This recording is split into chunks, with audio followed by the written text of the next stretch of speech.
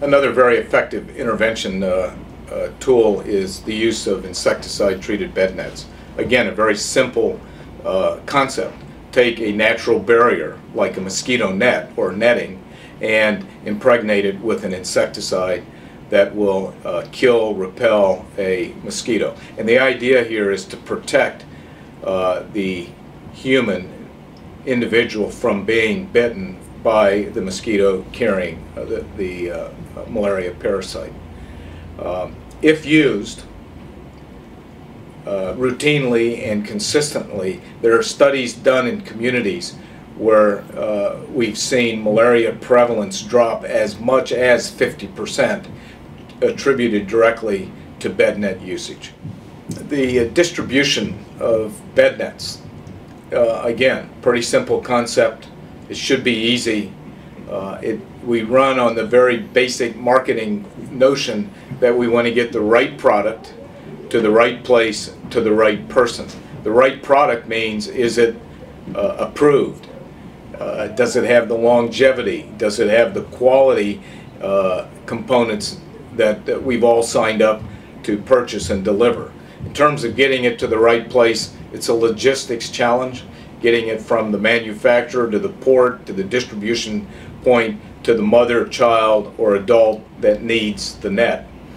And then the third component of a net distribution plan is to make sure that once the net is delivered, that it's hung appropriately and then it's used. All three of those steps are very important links to the chain of net distribution. There are a number of ways of getting nets to those who need it. Number one, and the preferred way, is the commercial outlet. Unfortunately, the access to commercial vendors is limited in some areas, or the cost of nets preclude some individuals from getting or buying the net. And so there are other ways of distributing nets. One that we're seeing now is just massive net distributions that are aligning with the Secretary General of the UN's goal underneath the UN envoy, Mr. Ray Chambers, and that's to meet some universal net targets by the end of this year in order to strive to meet the Millennium Development Goals. The logistics required to move hundreds of thousands and millions of nets is huge, but it's actually happening in many countries, and it's and there's reason to celebrate on that. There's also ways of distributing nets through national health campaigns.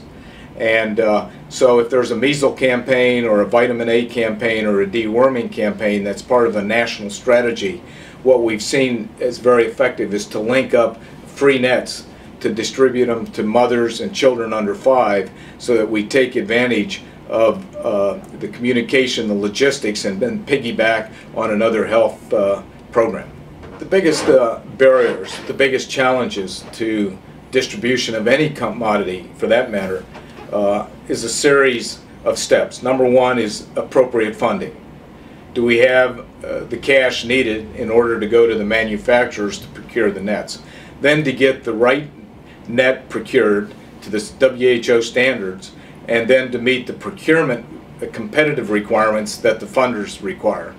Third is actually the shipping of the nets, distribution of the nets, and then the education of getting the net hung and getting the net used. I look at it as a chain, and any one of those steps along the chain, if bottlenecked or broken, can keep you from accomplishing your mission. So while it may sound easy to distribute 7-10 million nets, it's a very, very labor-intensive chore and requires diligence at every step of the way in order to get the net in the hands of those who need them the most. If you sit back and think about malaria, it's been with us for over thousands of years. And so when we look at where we are today and where we need to go, we have to take a long-term approach to combating malaria. I think it's so important to focus on what we know and focus on where we need to go and then not letting up and not celebrating success prematurely. There have been a number of countries where they've seen tremendous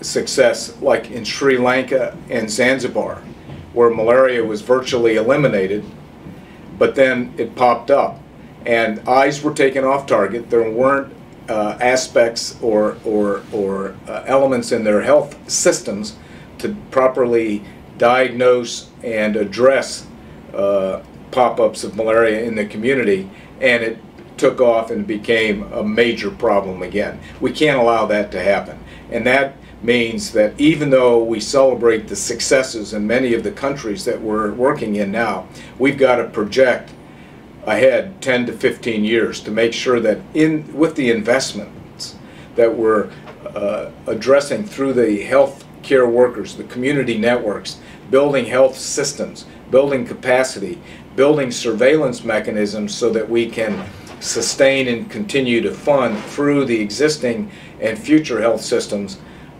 mechanisms that will keep malaria controlled and one day eliminated, so that we can truly say malaria no more.